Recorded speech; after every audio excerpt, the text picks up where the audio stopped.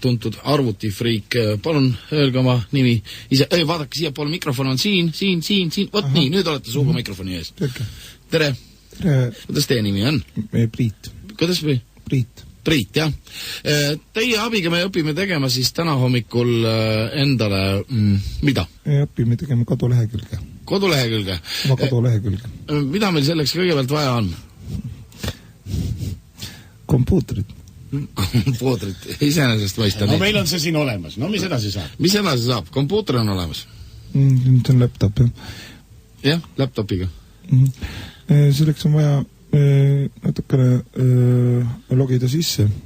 Nii?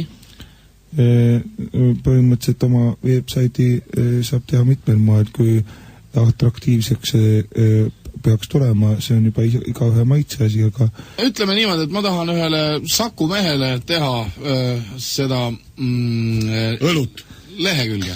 Üks tuttav vanamees mul Sakus tahab lehekülge, kuidas ta peaks siis sellest alustama nüüd? Ta põhiliselt, tema tegevusele ka, ta teeb küttepuid inimestele, et kõik see peaks ju kajastuma seal.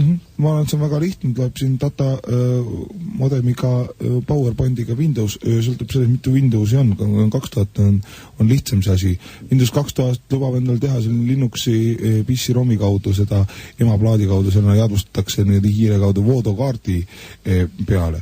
Aga kui on teil on ups ja siis saab MP3 kaudu sisse logida ja zip ja file ee.com, see on väga lihtne. Ja mis... Website saab olema valitselt Escape'i alt tulete programmi alla ja sealt leiate endal see lööpe nurgast lööte hiirega selle punni kinni ja kogu lugu.